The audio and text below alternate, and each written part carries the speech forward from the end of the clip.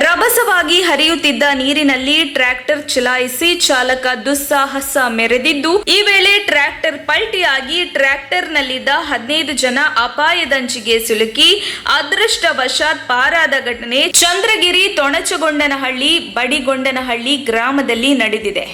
ಮಧುಗಿರಿ ತಾಲೂಕಿನ ದೊಡ್ಡೇರಿ ಹೋಬಳಿಯ ಚಂದ್ರಗಿರಿ ಗ್ರಾಮದ ಕೆರೆ ಕೋಡಿ ಬಿದ್ದಿದ್ದು, ಪರಿಣಾಮವಾಗಿ ಹಳ್ಳಗಳು ತುಂಬಿ ಹರಿಯುತ್ತಿದೆ. ರಸ್ತೆಯ ಮೇಲೆ ನೀರು ರಭಸವಾಗಿ ಹರಿಯುತ್ತಿದೆ. ಭಾನುವಾರ ಬೆಳಗ್ಗೆ 7:30 ವೇಳೆಗೆ ಹಾಲು ಹಾಕಲೆಂದು 15 ಜನರು ಟ್ರ್ಯಾಕ್ಟರ್ನಲ್ಲಿ ಪ್ರಯಾಣಿಸುತ್ತಿದ್ದು, ನೀರಿನ ರಭಸವನ್ನು ನಿರ್ಲಕ್ಷಿಸಿ ಟ್ರ್ಯಾಕ್ಟರ್ ಚಲಾಯಿಸಿದ್ದಾರೆ. ಈ ವೇಳೆ ಟ್ರ್ಯಾಕ್ಟರ್ ನೀರಿನಲ್ಲಿ ಕೊಚ್ಚಿ ಹೋಗಿದೆ. ಟ್ರ್ಯಾಕ್ಟರ್ನಲ್ಲಿದ್ದ ಜನರನ್ನ ಹಗ್ಗದ ಸಹಾಯದಿಂದ ಸ್ಥಳೀಯರು ಕಾಪಾಡಿದ್ದು, ನಡೆಯಬಹುದಾಗಿದ್ದ ಭಾರಿ ಪ್ರಾಣಹಾನಿಯನ್ನು ಸ್ಥಳೀಯರು ತಪ್ಪಿಸಿದ್ದಾರೆ.